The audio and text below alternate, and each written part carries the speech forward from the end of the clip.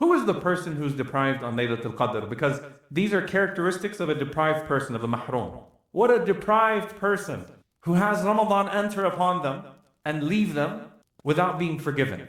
Every prayer, every dua is as if you're doing it 1,000 months. How beautiful and powerful is that? Beautiful is that. The best deed, the best dua, the best night. Oh Allah, you are the forgiver. What does it mean to be mahroom?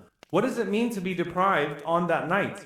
What counts as being deprived is how the Prophet ﷺ looked at the one who is deprived on that night. That the Prophet ﷺ is telling you that the whole month is indeed surrounding one night. Dear brothers and sisters, we begin today by saying, Allahumma ballighna Laylatul Qadr. Oh Allah, allow us to arrive, to witness, to observe, to honor the night of power, Laylatul Qadr. May Allah subhanahu wa ta'ala allow us to catch it. May Allah subhanahu wa ta'ala not make us amongst those who are deprived on its day. May Allah subhanahu wa ta'ala make us amongst those who are forgiven entirely for their sins. Allahumma ameen. And I actually wanted to go back to a narration that Anas ibn Malik radiallahu ta'ala anhu narrates from our Messenger sallallahu alayhi wasallam at the very beginning of Ramadan. And I want you to imagine the Prophet sallallahu alayhi wasallam ascending the pulpit on the very first night of Ramadan. Ascending the pulpit to give a declaration at the very beginning of this month of Ramadan. So put yourself in Medina, and the Prophet ﷺ is going to announce what is most important about this month. And he stands up, sallallahu alaihi wasallam, and he says, "Inna hadha ash-shahra qad hawarakum wa fihi laylatun khayru min alfi shahr. Man hurimaha faqad hurima al-khayra kullah wa la yuhramu khayraha illa mahrum." The Prophet ﷺ stands up on the very first night of Ramadan, or on the first day of Ramadan, meaning in its very beginning. And he says, ﷺ, that this month has come upon you. That this month has come upon you. And in this month, there is a single night that is better than 1,000 months. And whoever is deprived of its goodness has been deprived of all goodness, and no one is deprived except for one who is indeed deprived, mahroom. There's so much to unpack from this hadith, but to start off with the very idea that the Prophet ﷺ, as he introduces Ramadan, he chose one thing to focus on in this narration. As if he's telling you, ﷺ, in the very beginning of Ramadan, the hunt is on. You have to be looking for that night. And everything about this month is about finding the forgiveness of Allah subhanahu wa ta'ala. And there is no night in this month in which more people are forgiven than this night. And every single thing about this month is about barakah, is about blessing and finding moments of increase. And there is no night of increase like this night in this month. Do not miss out on this month, and specifically don't miss out on this night. There's so much to unpack here. Number one, the fact that the Prophet ﷺ is telling you that the whole month is indeed surrounding one night. And so if a person feels as they look back on the first 20 days and say, I don't feel like I did my best, the prize of the month is still ahead of you. Inna alladhi tatluhu amamak, as Jibreel alayhi salam would say to the Messenger of Allah sallallahu alayhi wasallam, when the Prophet ﷺ did not know if Laylatul Qadr had been achieved yet, that which you seek is still ahead. And so that which you seek is still ahead. No matter what happened in the first 2/3 of the month, that which you seek is still ahead, which is the forgiveness of your Lord and that powerful night, the night of decree. The second thing, dear brothers and sisters, that we unpack from it is how the Prophet ﷺ looked at the one who is deprived on that night. How much do you have to miss out on that night? What a state you have to be in to miss out on that night. But here's the thing.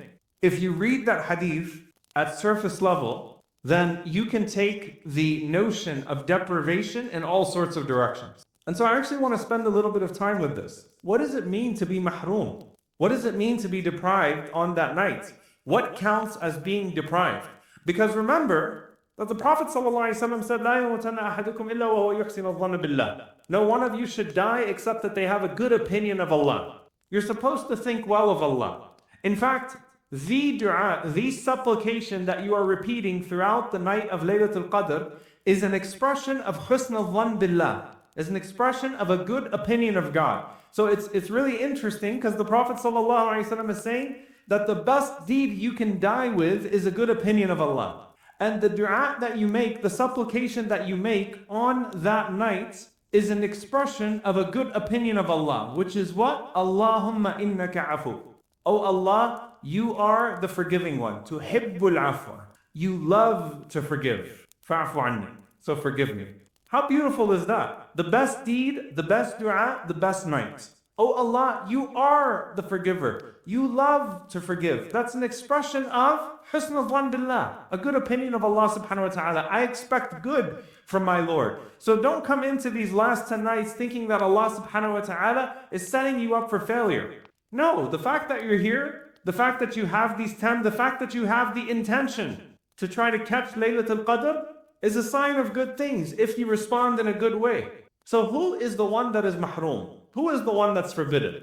And the scholars say if you plug this hadith, many of the scholars of hadith said if you plug this hadith into the hadith of Abu Hurairah radiallahu anhu, where the Prophet ﷺ once again ascends the minbar. And the minbar of the Prophet ﷺ had its 2 steps to the top. And so every step that he took, he said, Ameen, Ameen, Ameen. I told you to imagine the Prophet ﷺ in the very beginning of the month giving this bushra, this glad tiding, that if you catch this night, it is better than 1,000 months. Here, the Prophet ﷺ is ascending the pulpit, Ameen, Ameen, Ameen. And what was the context? He said, Jibreel alayhi salam, the angel Gabriel, تَنَزَّلُ الْمَلَائِكَةُ وَالْرُوحُ فِيهَا, the one who comes down on the night of power with all of the angels to come and record the worship and the forgiveness of the servants. Jibreel came upon me and he made dua against, he supplicated against, khaba wa khasar, ab'adahu Allah wa adkhalahu an-nar. Multiple narrations here. He is distant from God and entered into Jahannam. Who? And he said 3 things. The very first one, man dakhala alayhi Ramadan walam yughfar lah, who Ramadan comes upon and he is not forgiven. Many of the scholars said if you take this hadith of Laylatul Qadr, the very first one, and plug it into this one, then the explanation of that would be a person who was present in Ramadan and present with Laylatul Qadr, present with that night that the Prophet ﷺ mentioned, and is deprived, i.e. not forgiven. Is deprived, mahroom, meaning they are not forgiven. So Jibreel alayhi salam is one who is honored by that night and who honors us by the permission of Allah subhanahu wa ta'ala on that night. And I'm saying, what a failure, what a deprived person who has Ramadan enter upon them and leave them without being forgiven. Now, mention the other 2 things because it'll help you put into context what a mahroom person is, what a deprived person looks like. The second thing he mentioned, the one who you are mentioned in the presence of, sallallahu alayhi wasallam, and they don't send salawat upon you, sallallahu alayhi wasallam. Allahumma salli wa sallam wa barak ala nabiyyina Muhammad. They don't send peace and blessings upon the Prophet sallallahu alayhi wasallam. It has 2 things that are embedded in that. Number 1, and I'm going to say, by the way, that it is shameful, it's truly shameful to hear someone whose mother tongue is even Arabic. And the first time they mention Muhammad sallallahu alayhi wasallam, they say, An-Nabi Muhammad, oh Muhammad, and they don't say sallallahu alayhi wasallam the first time. Bukhul, it's bakhil. The Prophet sallallahu alayhi wasallam mentioned it as stinginess. What type of stinginess is that? You love the Prophet sallallahu alayhi wasallam. The man was the vehicle by which you have revelation, the purpose of life, and you hear his name and you don't say sallallahu alayhi wasallam. You say his name like you say the name of a brother, you say the name of a friend or someone in the street or someone that you're reading in the history books. It's shameful. What a stingy person.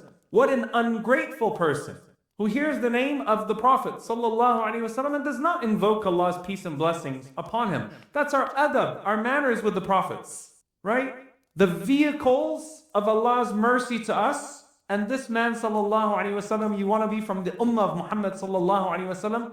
What a bakhil person, what a stingy human being who finds it okay to just throw his name around. And again, someone even whose mother tongue is Arabic. It's one of the weirdest things in the world. I actually had a convert pointed out to me the very first time.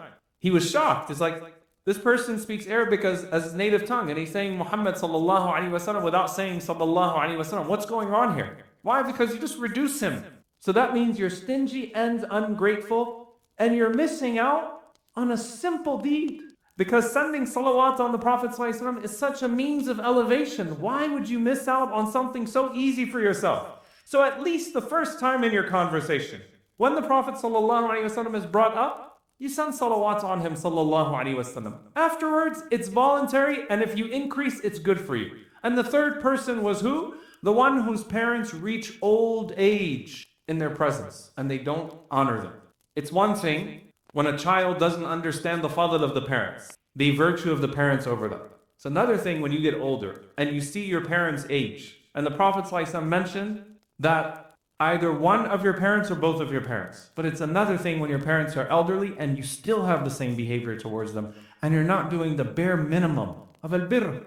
Honoring them, honoring their position upon you, makes you stingy and ungrateful, like you're trying to miss out. Allah has put such a presence of reward in front of you. You're trying to miss out. Let's connect this back to who is the mahroom person.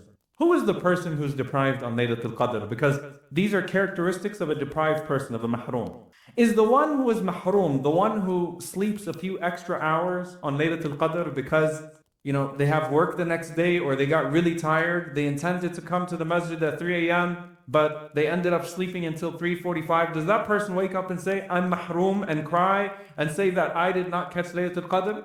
Is mahroom the sister that can't pray the night of Laylatul Qadr because of circumstances out of her control? Is the mahroom the person who has a health issue or has a sickness to where they just can't stand up during the night and pray? Is the mahroom a person who doesn't read too much Quran on that night? Is a mahroom a person who doesn't make enough dua on that night? None of those things are true. First of all, the Prophet ﷺ said that if a person intends a good deed, but they are withheld from it because of sickness or travel, meaning a circumstance out of their control, then Allah records for them that act of worship as if they would have done it perfectly. That's a good opinion of Allah. Allahumma innaka afu tuhibbul afwa. Because Allah loves to reward and Allah loves to forgive. So you put that away. If Allah subhanahu wa ta'ala forbade you from one form of good on that night, He's recorded it for you, inshaAllah ta'ala. Exert yourself in the other forms of good. The mahroom is a person who is absolutely negligent. And the scholars say two things make a person mahroom. Number one, not establishing the obligations of that time. And that's why I said, Sa'id al-Musayyib said, whoever prays Isha and Jama'ah, just pray Isha. At least start there. Pray Isha and Fajr. Right? Whoever fails the obligations of that night, and two, whoever sins on that night. You might be thinking, I'm not going to be sinning on Laylatul Qadr. But what a mahroom person you would be to fight with a security guard, fight with one of the masjid volunteers, or fight with the musalli as you're walking in, or see someone out in the parking lot at 4 a.m. after you finished your night of prayer, and then you're talking to that person and you say, hey, you heard about that person, and throw a sly comment towards them. What a mahroom person you would be to, and I don't know, I hope no one in this masjid would do this, to be on social media, backbiting someone, or looking around, with the sins of the eyes during that night of Laylatul Qadr. What a mahroom person you would be. What a deprived person. So deprivation is not doing the bare minimum and sinning. Meaning what? That means that if you are just present and you just fulfill the obligations, the bare minimum, and you don't commit sins intentionally, insha'Allah ta'ala, you caught Laylatul Qadr. That's a good opinion of Allah subhanahu wa ta'ala. So don't, sit there and be depressed at the end of the night and say, I don't think I caught Laylatul Qadr and I'm mahroom. No. And there are multiple narrations to this I can't get into for the sake of time. But here's the second part of that. The second part of that is that some of the scholars mention that catching Laylatul Qadr means simply not being mahroom, not being deprived on that night, and it's khayru min alfi shahr. It's better than 1,000 months. But they said on top of that, every deed that you do is multiplied accordingly. So this is where al-mazid min al-ta'a comes in, to increase in the good deeds. Every dhikr is multiplied as if you're doing it 1,000 months. Every prayer, every dua is as if you're doing it 1,000 months. How beautiful and powerful is that? And so you got that bare minimum entrance. Have a good opinion of Allah subhanahu wa ta'ala. And say that dua and mean it. I have a good opinion of you, O Allah, that if I reach these last 10 nights and I am present and I'm not negligent, inshallah ta'ala, I'm written amongst those who got Laylatul Qadr. But I don't want to just get Laylatul Qadr. I don't want just one lifetime of good deeds. I want more and more and more and more. It's like the scholars when they mention Hajj, the logic of Hajj. The Hajj has the acceptance, but still every letter that you read, or the Umrah that you go to, every letter of Quran that you read, the tears that you shed, the du'as that you make, that's on top of that, bi'idhnillahi ta'ala. And so truly come into these 10 nights. Allahumma innaka afuwan tuhibbul afwa fa'fu anni. Allahumma innaka afuwan kareemun tuhibbul afwa fa'fu anni. Oh Allah, you are forgiving, you are generous, you love to forgive, so forgive me. May Allah not make us amongst the deprived. May Allah not make us amongst the negligent. May Allah subhanahu wa ta'ala allow us to be amongst those who are fully forgiven on that night and forbidden from the fire. Allahumma ameen. Aqulu qawli hadha wa astaghfirullah li wa lakum wa lisa'il muslimin.